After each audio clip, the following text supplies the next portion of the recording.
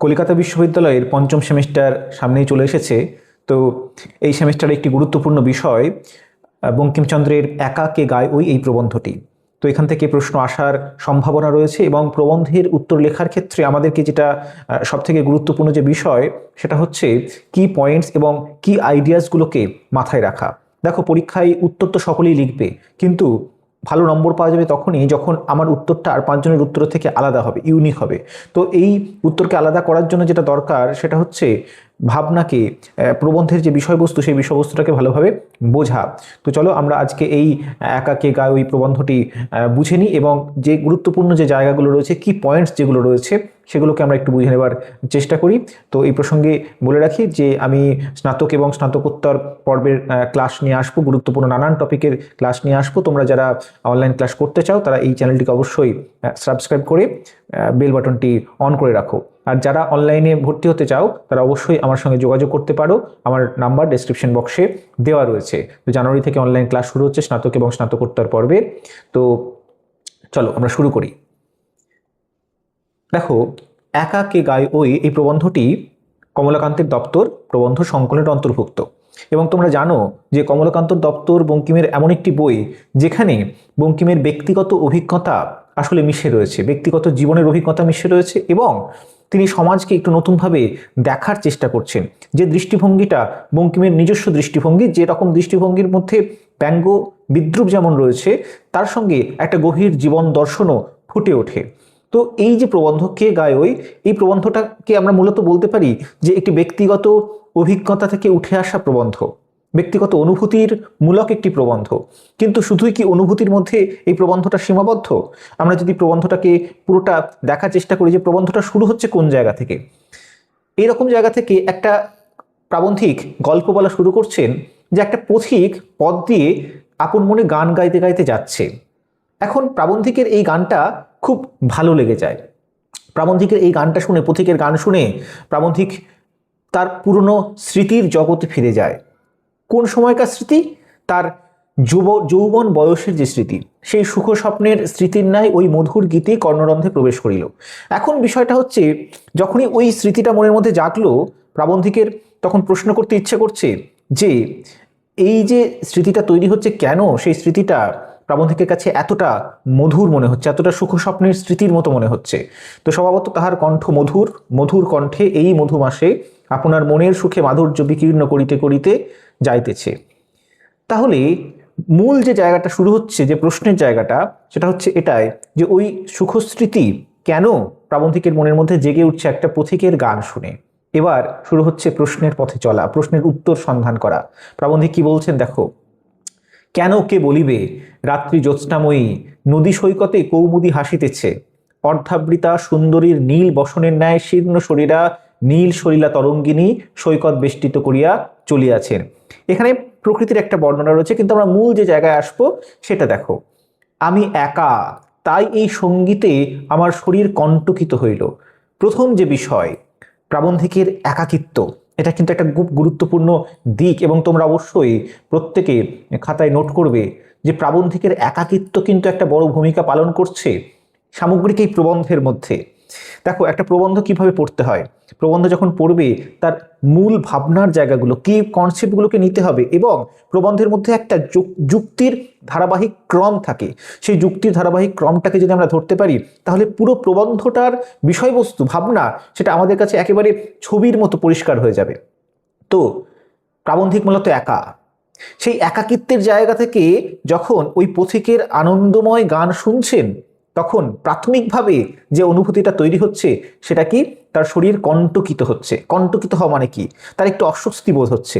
ভালো করে খেয়াল করো, ওই একাকিত্বের মধ্যে যখন গান বেজে উঠছে পথিকের, তখন প্রাবন্ধিকের প্রাথমিক যে অনুভূতিটা সেটা হচ্ছে শরীর কণ্টকিত হওয়া, একটা অস্বস্তির মধ্যে পড়া। এই বহু জনাকীর্ণ নগরী মধ্যে, এই আনন্দময় অনন্ত জনস্রোতের মধ্যে আমি একা। আমিও কেন ওই অনন্ত জনস্রোতের মধ্যে মিশিয়া এই বিশাল আনন্দ তরঙ্গ তাড়িত জলবুদ্বুদ সমূহের মধ্যে আরেকটি বুদবুদ না হই? তাহলে প্রশ্নটা জাগছে, দেখো ওই পথিকের গান প্রাবন্ধিকের মধ্যে কত রকমের ভাবনার সঞ্চার করছে এবং একটি ভাবনা থেকে আরেকটি ভাবনায় যে উত্তীর্ণ হওয়া, সেটার কিন্তু একটা যৌক্তিক বিন্যাস রয়েছে। কিরকম? তাহলে প্রাথমিকভাবে তো মনে হলো যে আমি একা, পথিকের গান আমাকে সে একাকিত্বের মধ্যে আরো বেশি করে নিমজ্জিত করছে। তখন প্রাবন্ধিকের মনে হচ্ছে যে আমি কেন এই জনস্রোতের মধ্যে মিশতে পারছি না। এই যে বিচ্ছিন্নতাবাদী একটা চিন্তা, মানে আমি একা। জীবনানন্দ বহু পরে কিন্তু লিখেছিলেন যে সকলের মাঝে বসে আমার নিজের মুদ্রা দোষে আমি একা হতেছি আলাদা। জীবনানন্দ অনেক পরেই এই লাইনটা লিখবেন। এই যে ইন্ডিভিজুয়ালিজম, ব্যক্তি স্বাতন্ত্র্যবাদ, এর বিষয়টা অনেক পরে বাংলা সাহিত্যে আসবে, কিন্তু তার অনেক আগেই কিন্তু বঙ্কিমের মধ্যে সেই অনুভূতির সঞ্চার করতে শুরু করেছে যে ইন্ডিভিজুয়ালিটি, ব্যক্তি স্বাতন্ত্র্য আসলে মানুষকে কোথাও গিয়ে একা করে দেয়, মানুষকে সমাজের থেকে আলাদা করে দেয়, জনগোষ্ঠীর থেকে আলাদা করে দেয়। তখন সেই প্রাবন্ধিকের মনে হচ্ছে পথিকের গান শুনে যে আমি যেন মিশতে পারলাম না। এই যে অনুভূতিটা, এটা কিন্তু রবীন্দ্রনাথের মধ্যেও ছিল, তাই না? রবীন্দ্রনাথও কিন্তু ঐকতান কবিতায় লিখছেন যে আমি মিশতে পারছি না ওই কৃষকদের সঙ্গে, ওই মজুরদের সঙ্গে। এবং যে কবি, যে সাহিত্যিকরা ওই কৃষক মজুরদের কথা বলছে, আমি তাদেরকে স্বাগত জানাই। আমার পক্ষে সম্ভব হচ্ছে না, আমি সমাজের অনেক উঁচু স্তরে রয়েছি, এই উঁচু কেদারায় বসে আমার পক্ষে কৃষকের কথা লেখা, শ্রমিকের কথা লেখা সম্ভব হচ্ছে না, এবং যার জন্য কবি মনে মনে একটা অনুতাপ বোধ করছেন। তো সেই একই রকম একটা অনুভূতি দেখো বঙ্কিমের মধ্যেও জাগছে যে আমিও কেন ওই অনন্ত জনস্রোতের মধ্যে মিশিয়া এই বিশাল আনন্দ তরঙ্গ তাড়িত জলবুদ্বুদ সমূহের মধ্যে আরেকটি বুদবুদ না হই। বিন্দু বিন্দু বাড়ি লইয়া সমুদ্র, আমি বাড়ি বিন্দু এই সমুদ্রে মিশাই না কেন? এটা হচ্ছে মূল বিষয়। তাহলে প্রাথমিকের জায়গাটা আমরা জানলাম। তারপরে দেখো কি বলা হচ্ছে প্রবন্ধে। তাহা জানি না, কেবল ইহাই জানি যে আমি একা। এর কোনো উত্তর নেই। আমি কেন জনসমুদ্রে মিশতে পারছি না, তার কোনো উত্তর প্রাবন্ধিকের কাছে নেই। প্রাবন্ধিক শুধু এইটুকু জানেন যে আমি একা, কেহ একা থাকিও না। তারপরের যে বিষয়টা, এই লাইনটা একটু দাগ দেবে, এখান থেকে প্রশ্ন আসার সম্ভাবনা রয়েছে যে কেহ একা থাকিও না, যদি অন্য কেহ তোমার প্রণয়ভাগী না হইল তবে তোমার মনুষ্য জন্ম বৃথা। পুষ্প সুগন্ধি, কিন্তু যদি গান গ্রহণকর্তা না থাকিত তবে পুষ্প সুগন্ধি হইত না। সব বাংলা সাহিত্যের একটি অত্যন্ত বিখ্যাততম লাইন আমরা যেটা বলি যে পুষ্প আপনার জন্য ফুটে না, পরের জন্য তোমার হৃদয় কুসুমকে প্রস্ফুটিত করিও। এই কথার পূর্ব প্রেক্ষিতটা আমরা এই প্রবন্ধের মধ্যে পেলাম যে কেন বঙ্কিম বললেন যে পুষ্প আপনার জন্য ফুটে না, পরের জন্য তোমার হৃদয় কুসুমকে প্রস্ফুটিত করিও। এই বাক্যের পূর্ব পটভূমি তৈরি হচ্ছে এইভাবে যে কেউ একা থেকো না। কারণ যদি মানুষের ভালোবাসা গ্রহণ না করে তাহলে ভালোবাসার কি মূল্য? যেমন ফুলের গন্ধের মূল্য কেন? কারণ একজন সেই গন্ধটা, সেই ঘ্রাণটা নেওয়ার জন্য রয়েছে। কেউ ফুলের গন্ধ গ্রহণ করে, আস্বাদন করে বলেই ফুলের গন্ধ এত মধুর। যদি মানুষের ভালোবাসা যদি কেউ গ্রহণ করার না থাকে, মানুষ যদি প্রত্যেকে একা হয়ে যায়, তাহলে সেই ভালোবাসার কি মূল্য? তাহলে সম্পর্কের কি মূল্য? এই জায়গা থেকেই এই বিখ্যাত লাইনটি লেখা। কিন্তু বারিক মাত্র শ্রুত ওই সঙ্গীত আমার কেন এত মধুর লাগিল তাহা বলি নাই। কিন্তু এখনো পর্যন্ত সেই প্রশ্নের উত্তর দেওয়া হয়নি যে ওই সঙ্গীতটা, পথিকের ওই সঙ্গীতটা কেন বঙ্কিমের কাছে এত মধুর মনে হচ্ছে। অনেকদিন আনন্দোত্থিত সঙ্গীত শুনি নাই, অনেকদিন আনন্দানুভব করি নাই। যৌবনে যখন পৃথিবী সুন্দরী ছিল, যখন প্রতি পুষ্পে সুগন্ধ পাইতাম, প্রতি পত্রমর্বণে মধুর শব্দ শুনিতাম, প্রতি নক্ষত্রে চিতা রোহিণীর শোভা দেখিতাম, প্রতি মনুষ্য মুখে সরলতা দেখিতাম, তখন আনন্দ ছিল। ভালো করে দেখো, এবার ওই প্রশ্নের উত্তরের মধ্যে প্রাবন্ধিক প্রবেশ করছেন যে তখন প্রাবন্ধিকের যৌবন ছিল, তখন প্রকৃতিকে একরকম ভাবে তিনি অনুভব করেছেন, আস্বাদন করেছেন। প্রকৃতির সমস্ত রূপ সৌন্দর্যের মধ্যে তিনি আনন্দ খুঁজে নিতে পেরেছেন। তখন মনুষ্য মুখে সরলতাও তিনি খুঁজেছেন, তিনি পাতার মর্মরে মধুর শব্দ শুনেছেন। যখন পৃথিবী সুন্দরী ছিল, যখন প্রতি পুষ্পে সুগন্ধ পাইতাম। তাহলে এটা কোন সময়ের কথা বলছেন? যৌবনের সময়ের কথা বলছেন।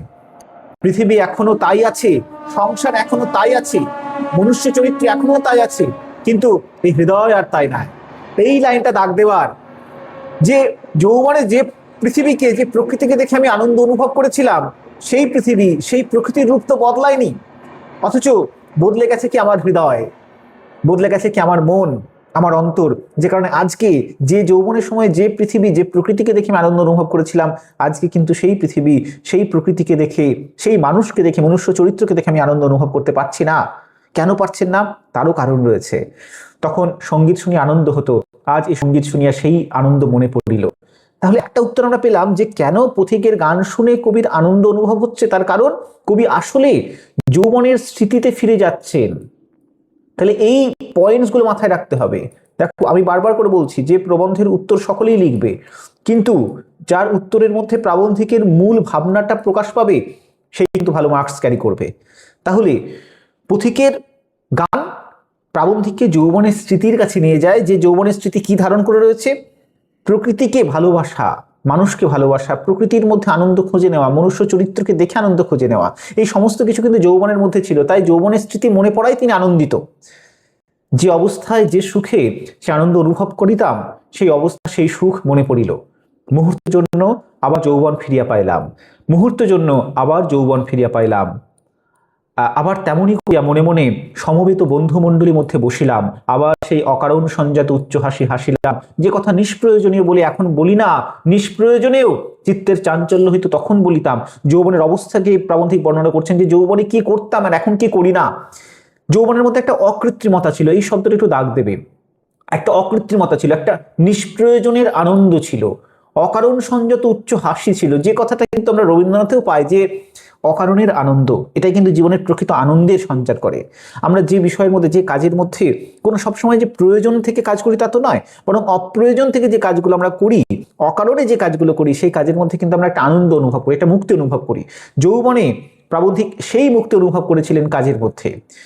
ক্ষণিক ভ্রান্তি জন্মিল, তাই এই সঙ্গীত এত মধুর লাগিল। হঠাৎ করে ওই সঙ্গীত যেন প্রাবন্ধিককে ওই যৌবনের ওই মুক্তির দিগন্তে, অকৃত্রিম আনন্দের দিগন্তে, অকারণ সংযত উচ্চ হাসির প্রান্তরে প্রাবন্ধিককে পৌঁছে দিল। শুধু তাই নয়, তখন সঙ্গীত ভালো লাগিত, এখন লাগে না। তাহলে পার্থক্যটা কোথায় তৈরি হচ্ছে দেখো। তখন সঙ্গীত ভালো লাগতো, এখন লাগে না। তখন প্রকৃতিকে যতটা সুন্দর মনে হতো, এখন ততটা সুন্দর মনে হয় না। যৌবন সুখ যতটা ছিল, আজকে সেই যৌবন সুখ নেই। সে প্রফুল্লতা, সে সুখ আর নাই। কেন? সুখের সামগ্রী কি কমই আছে? কি দারুণ দার্শনিকতার জায়গায় প্রবেশ করছেন। এতক্ষণ দেখো আমরা একটা অনুভূতির জায়গায় ছিলাম। কিসের জায়গায় ছিলাম? অনুভূতি, প্রাবন্ধিকের অনুভূতি। যে ওই গান শুনে প্রাবন্ধিকের কেন ভালো লাগলো তার বিশ্লেষণ করছেন, একটা অনুভূতির বিশ্লেষণ করছেন। কিন্তু সেই অনুভূতির বিশ্লেষণ করতে গিয়ে বঙ্কিম একটা গভীর জীবন দর্শনের জায়গায় পৌঁছে যাচ্ছেন। এটা হচ্ছে মূল জায়গা, এটা হচ্ছে মূল জায়গা। তোমরা প্রাথমিক স্তরটা হয়তো অনেকেই বুঝেছো বা বুঝতে পেরেছো, কিন্তু একটা যে উত্তরণের জায়গা আছে এই প্রবন্ধে, অনুভূতির থেকে দর্শনের জায়গায় উত্তরণ, সেই জায়গাটাকে আমাদের ধরতে হবে। এবং পরীক্ষার প্রশ্নে যেন এই জায়গাটা থাকে, তোমরা যে উত্তর করবে তোমরা যেন এই জায়গাটাকে উত্তরের মধ্যে রাখতে পারো, উত্তরণের জায়গাটাকে। সেটা কি? তাহলে দেখো বঙ্কিম কি বলছেন। সে প্রফুল্লতা, সে সুখ আর নাই কেন? সুখের সামগ্রী কি কমই আছে? অর্জন এবং ক্ষতি উভয়ই সংসারের নিয়ম, কিন্তু ক্ষতি অপেক্ষা অর্জন অধিক, ইহাও নিয়ম। আমরা জীবনে অর্জন হয়, ক্ষতি হয়, কিন্তু শেষ পর্যন্ত দেখা যায় যে অর্জনের পরিমাণটাই বেশি। যে অর্জন, এর মধ্যে আমরা সুখ খোঁজার চেষ্টা করি, আমরা জীবনে সুখী হওয়ার চেষ্টা করি। কিভাবে? অনেক কিছু অর্জন করার মধ্য দিয়ে, সেটা খ্যাতি হতে পারে, সেটা অর্থ হতে পারে, সেটা কোনো প্রতিষ্ঠা হতে পারে। এই সমস্ত কিছু অর্জন করার মধ্য দিয়ে আমরা জীবনের সুখ অনুভব করার চেষ্টা করি, তাই তো? কিন্তু ক্ষতি অপেক্ষা অর্জন অধিক, ইহাও নিয়ম। তুমি জীবনের পথ যতই অতিবাহিত করিবে, ততই সুখদ সামগ্রী সঞ্চয় করিবে, তবে বয়সে স্ফূর্তি কমে। কি দারুণ প্রশ্ন করছেন বঙ্কিম। দেখো যে আমরা যত জীবন অতিবাহিত করি, আমরা যত এগিয়ে চলি, তত তো আমাদের অর্জন বেড়ে যায়, তত তো আমরা খ্যাতি প্রতিষ্ঠার দিকে এগিয়ে যায়, কিন্তু সুখ সেই অনুপাতে বাড়ে।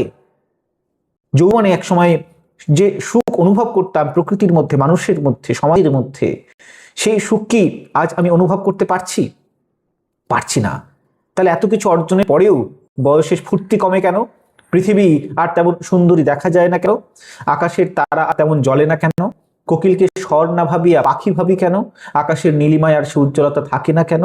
যাহা তৃণপল্লবময়, কুসুম সুবাসিত, স্বচ্ছ কল্লোলিনী শিকড় সিক্ত, বসন্ত পবন বিধুত বলিয়া বোধ হইত, এখন তাহা বালুকাময়ী মরুভূমি বলিয়া বোধ হয় কেন? কেবল রঙ্গির কাঁচ নাই বলিয়া। এই লাইনটা দাগ দেবে, কেবল রঙ্গির কাঁচ নাই বলে। এই রঙ্গির কাঁচ আসলে কি? যৌবনের স্ফূর্তি, যৌবনের দৃষ্টি।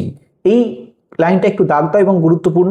এখান থেকে প্রশ্ন হতে পারে যে রঙিন কাঁচ বলতে আসলে প্রাবন্ধিক কি বোঝাতে চেয়েছেন? তাহলে এটা আসলে যৌবনের স্ফূর্তিকে বোঝাতে চেয়েছেন। রঙিন কাঁচ কি? যৌবনের স্ফূর্তি। ওই রঙিন কাঁচ একসময় প্রাবন্ধিকের ছিল বলে, বঙ্কিমের ছিল বলে কিন্তু তিনি প্রকৃতিকে, মানুষকে ওইভাবে অত আনন্দের সঙ্গে, অত মাধুর্যের সঙ্গে অনুভব করেছেন, দেখতে পেয়েছেন। কিন্তু আজকে সংসার তার কাছে বালুকাময়ী মরুভূমির মতো মনে হচ্ছে, কারণ রঙিন কাঁচ নেই, কারণ যৌবনের সেই স্ফূর্তি নেই। কিন্তু সুখের আশা অপরিমিতা। এখন অর্জিত সুখ অধিক, কিন্তু সেই ব্রহ্মাণ্ড ব্যাপিনী আশা কোথায়? এই লাইনটা দাগ দাও। হয়তো অর্জনের যে সুখ সেটা আমি অর্জন করতে পেরেছি, কিন্তু সুখের আশা তো অপরিমিত। যৌবনে একসময় যে ব্রহ্মাণ্ড ব্যাপিনী আশা ছিল সেটা নেই। তখন জানিতাম না কিসে কি হয়, অনেক আশা করিতাম, এখন জানিয়াছি এই সংসার চক্রে আরোহণ করিয়া যেখানকার আবার সেইখানে ফিরে আসিতে হইবে। এই যে যে দর্শন, যৌবনের দর্শন আর প্রৌঢ়ত্বের দর্শন, যৌবনের জীবনকে একরকম ভাবে দেখা আর প্রৌঢ়ত্বের জীবনকে একরকম ভাবে দেখা, এই দুই দেখার মধ্যে একটা বিস্তর ফারাক রয়েছে, পার্থক্য রয়েছে। সেই পার্থক্যের জায়গাটা বঙ্কিম এই প্রবন্ধের মধ্যে খুব সুন্দরভাবে তুলে ধরছেন আমাদের সামনে। যে সংসার চক্রে আরোহণ করে আমরা যত পরিণত হই, আমরা বুঝতে পারি যে যৌবনের অনেক মিথ্যে আশাগুলো আসলে ভ্রান্ত, আসলে মিথ্যে। আমরা যেখান থেকে শুরু করেছি আবার সেখানে ফিরে আসতে হবে। যখন মনে ভাবিতেছি এই অগ্রসর হইলাম, তখন কেবল আবর্তন করিতেছি মাত্র। এই লাইনটা একটু দাগ দাও। এটা প্রৌঢ় বঙ্কিমের অনুভূতি যে যখন মনে ভাবছি অগ্রসর হলাম, তখন কেবল আবর্তন করছি মাত্র। এখন বুঝিয়াছি যে সংসার সমুদ্রে সন্তরণ আরম্ভ করিলে তরঙ্গে তরঙ্গে আমাকে প্রহত করিয়া আবার আমাকে কূলে ফেলিয়া যাইবে। এখন জানিয়াছি যে এ অরণ্যে পথ নাই, এ প্রান্তরে জলাশয় নাই, এ নদীর পাড় নাই, এ সাগরে দ্বীপ নাই, এ অন্ধকারে নক্ষত্র নাই। এখন জানিয়াছি যে কুসুমে কীট আছে, কোমল পল্লবে কণ্টক আছে, আকাশে মেঘ আছে, নির্মলা নদীতে আবর্ত আছে, ফলে বিষ আছে, উদ্যানে সর্প আছে, মনুষ্য হৃদয়ে কেবল আত্মাদৌর আছে। এই লাইনটা দাগ দাও। যে প্রকৃতির মধ্যে একসময় নির্মল আনন্দ এবং নির্মল সৌন্দর্য প্রাবন্ধিক অনুভব করেছিলেন, কিন্তু আজকে কি দেখা যাচ্ছে? প্রৌঢ়ের বঙ্কিম কি দেখছেন? যে প্রকৃতিকে একসময় অকৃত্রিম আনন্দময় রূপে, মাধুর্যের একটা আকর রূপে দেখেছিলেন, সেই প্রকৃতির মধ্যেও দেখা যাচ্ছে যে অনেক বিষাক্ত জিনিস আসলে লুকিয়ে রয়েছে। কি আছে? কুসুমে কীট রয়েছে, কোমল পল্লবে কাঁটা আছে, আকাশে মেঘ আছে, নদীতে আবর্ত আছে, ফলে বিষ আছে। তাই তেমনি মনুষ্য হৃদয়ে কি আছে? আত্মাদর। মানুষ কেবল নিজেকে ভালোবাসে। একটা সময় একটা পর্যায়ে গিয়ে প্রাবন্ধিকে মনে হচ্ছে মানুষ আসলে তার পাশের মানুষটাকে ভালোবাসে না, মানুষ আসলে কেবল নিজেকে ভালোবাসে, কেবল তার আত্মাদর আছে। এখন জানিয়াছি যে বৃক্ষে বৃক্ষে ফল ধরে না, ফুলে ফুলে গন্ধ নাই, মেঘে মেঘে বৃষ্টি নাই, বনে বনে চন্দন নাই, গজে গজে মৌক্তিক নাই। এখন বুঝিতে পারিয়েছি যে কাচ ও হীরকের ন্যায় উজ্জ্বল, পিত্তল ও সুবর্ণের ন্যায় ভাস্বর, পঙ্ক ও চন্দনের ন্যায় স্নিগ্ধ, কাংস রজতের ন্যায় মধুর নাদী। তারপরে দেখো কি বলা হচ্ছে, আর একটা ট্রানজিশন, আর একটা পরিবর্তন। তাহলে যৌবনের সঙ্গে প্রৌঢ়ত্বের পার্থক্য দার্শনিক জায়গা থেকে বঙ্কিম সেটা পরিষ্কার করে দিলেন, পরিষ্কার হলো আমার কাছে। তারপর আরো একটা ট্রানজিশন আছে। প্রাবন্ধিক তো বললেন যে ওই গান আমাকে ওই যৌবনের সুখস্মৃতির মধ্যে নিয়ে যায়, যেটা প্রৌঢ়ে আমি অনুভব করতে পারছি না, কারণ প্রৌঢ়ে আমার জীবনকে দেখার, পৃথিবী প্রকৃতিকে দেখার দৃষ্টিভঙ্গিটা বদলে গেছে।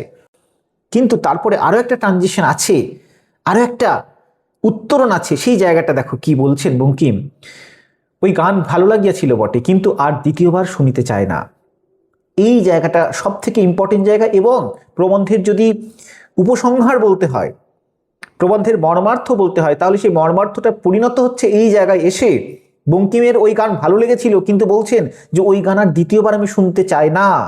কেন বঙ্কিম এই কথা কেন বললেন? গানটা তো তার ভালো লেগেছে, তার পছন্দ হয়েছে, তিনি যৌবনের সুখস্মৃতির মধ্যে ফিরে গেছেন, কিন্তু বঙ্কিম বলছেন ওই গান আমি আর শুনতে চাই না। উহা যেমন মনুষ্য কণ্ঠজাত সঙ্গীত, তেমনি সংসারের এক সঙ্গীত আছে, সংসার রসে রসিকেরাই তাহা শুনিতে পায়। তাহলে যৌবনের যে সঙ্গীত ছিল সেটা মনুষ্য কণ্ঠজাত, সেটা অনেক আশা আকাঙ্ক্ষা প্রসূত, কিন্তু প্রৌঢ়ে বঙ্কিম তো প্রবেশ করেছেন সংসারের মধ্যে, সংসার জীবনের মধ্যে, এবং এর মধ্যে এই সংসারের মধ্যে এক সঙ্গীত আছে, সংসার রসে রসিকেরাই তাহা শুনতে পায়। তাহলে প্রৌঢ়ের যে সঙ্গীত সেটা কিসের সঙ্গীত? সেটা সংসার রসের সঙ্গীত। এই লাইনটা দাগ দাও।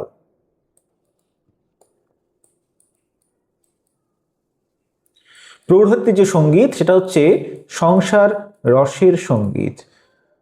সংসার রসে রসিকেরাই তাহা শুনিতে পায়। সেই সঙ্গীত শুনিবার জন্য আমার চিত্ত আকুল। সে সঙ্গীত আর কি শুনিব না? শুনিব, কিন্তু নানা বাদ্যধ্বনি সম্মিলিত বহু কণ্ঠপ্রসূত সেই পূর্বশ্রুত সংসার সঙ্গীত আর শুনিব না। সে গায়কের আর নাই, সে বয়স নাই, সে আশা নাই, কিন্তু তৎপরিবর্তে যাহা শুনিতেছি তাহা অধিকতর প্রীতিকর। কি শুনছেন? অনন্য সহ একমাত্র গীতধ্বনিতে কর্ণবিবর পরিপূরিত হইতেছে। প্রীতি সংসারে সর্বব্যাপিনী, প্রীতি ঈশ্বর। তাহলে এখন প্রাবন্ধিক সংসারকে ভালোবাসছেন, কবি সংসারের রসধ্বনিকে শোনার চেষ্টা করছেন, যেটা যুবক বয়সে তিনি করেননি, যৌবনে তিনি করেননি। যৌবনে প্রকৃতির মধ্যে আনন্দ অনুভব করেছেন এবং একটা ব্যাপক আবেগ ছিল, সবকিছুকে কেন্দ্র করে একটা আবেগ ছিল, আশা ছিল, সেই সমস্ত কিছু আজকে নেই। জীবনকে দেখার দৃষ্টিভঙ্গি বদলে গেছে, কিন্তু এখনো কি জীবনের রসটি আনন্দ নেই? আছে, কিন্তু সেটা কাকে কেন্দ্র করে আবর্তিত হচ্ছে? বাস্তব সংসারকে কেন্দ্র করে আবর্তিত হচ্ছে। এবং আজকের প্রৌঢ় বঙ্কিমের মনে হচ্ছে যে প্রীতি হচ্ছে একমাত্র ঈশ্বর, যে প্রীতির মাধ্যমে সংসারকে ভালোবাসতে। ওই যে পুষ্প আপনার জন্য ফোটে না, সকলের জন্য তোমার হৃদয় কুসুমকে প্রস্ফুটিত করিও, এই দর্শনের মূলে কি আছে? এই দর্শনের মূলে আছে প্রীতি। সেটা কি? সেটা হচ্ছে সংসার প্রীতি। সংসারকে ভালোবাসতে হবে, সংসারের বাস্তবতাকে ভালোবাসতে হবে। আবার আমি রবীন্দ্রনাথে ফিরে যাব, যে সংসার যে কঠিন তাকে ভালোবাসিলাম, সে কখন সত্য যে কঠিন তাকে ভালোবাসিলাম, সে কখনো করে না বঞ্চনা। তাহলে সংসার যতই কঠিন হোক না কেন, সংসারের বাস্তবতা যতই কঠিন, সত্যের সামনে আমাদেরকে দাঁড় করা কেন, সেই সত্যকে ভালোবাসতে হবে। এবং সেই ভালোবাসার একমাত্র অবলম্বন হচ্ছে প্রীতি। তাই বঙ্কিম এই প্রবন্ধের শেষে একেবারে শেষে বললেন যে প্রীতি আমার ঈশ্বর, প্রীতি আমার এখনকার সংসার সঙ্গীত, অনন্তকাল সেই সঙ্গীত সহিত মনুষ্য হৃদয়তন্ত্রী বাজিতে থাকুক। মনুষ্য জাতির উপর যদি আমার প্রীতি থাকে, তবে আমি অন্য সুখ চাই না। তাহলে ওই যে গানের সুখ, যৌবনের সুখ, সেটা ছিল আত্মাদরের সুখ, নিজেকে ভালোবাসার সুখ। প্রাবন্ধিক এখন নিজেকে ভালোবাসা থেকে বেরিয়ে মানুষকে, সমাজকে, সংসারকে ভালোবাসতে চাইছেন। তাই ওই কথাটা বললেন যে আমি ওই গান আর দ্বিতীয়বার শুনতে চাই না। যদিও ওই গান আমাকে আনন্দ দিচ্ছে, আমাকে যৌবনের সুখ স্মৃতির মধ্যে নিয়ে যাচ্ছে, কিন্তু ওই গান আমি আজ দ্বিতীয়বার শুনতে চাই না, কারণ আমি এখন সংসারের মধ্যে রয়েছি, সংসারকে ভালোবাসতে শিখেছি, এবং সংসারকে ভালোবাসার একমাত্র অবলম্বন হচ্ছে প্রীতি। তাহলে আশা করি তোমরা প্রত্যেকে এই প্রবন্ধটা সম্পর্কে একটা ধারণা করতে পারলে, এবং গুরুত্বপূর্ণ জায়গাগুলো আমি তোমাদের বলে দিলাম যে কোন জায়গা থেকে প্রশ্ন হতে পারে, কোন জায়গাগুলো গুরুত্বপূর্ণ। এবং একটা প্রবন্ধ, বারবার বলছি, প্রবন্ধ তো মুখস্থের বিষয় নয়, প্রবন্ধের কি কনসেপ্টগুলো, কি আইডিয়াসগুলোকে আমাদের বুঝতে হবে, এবং পরিবর্তনে প্রবন্ধের মধ্যে একটা উত্তরণ থাকে। একটা ভাবনার জায়গা থেকে যুক্তির ক্রম মেনে প্রাবন্ধিক আরো একটা উন্নত ভাবনার জায়গায় পৌঁছন। এই যাত্রাপথটা যার কাছে পরিষ্কার হয়ে যাবে, তার কাছে কোনো প্রশ্নের উত্তর লিখতেই সমস্যা হবে না, এবং তার লেখার মধ্যে একটা ইউনিকনেস আসবে, অটোমেটিক্যালি আসবে। তো তোমরা অবশ্যই আমার ইউটিউব চ্যানেলটিকে সাবস্ক্রাইব করে রাখো। ভবিষ্যতে আরও এই ধরনের আলোচনামূলক ক্লাস নিয়ে আসবো তোমাদের সিলেবাসের, এবং তোমরা যারা অনলাইন ক্লাসে ভর্তি হতে চাও তারা অবশ্যই আমার সঙ্গে যোগাযোগ করবে। ডেসক্রিপশন বক্সে আমার নম্বর দেওয়া রইল।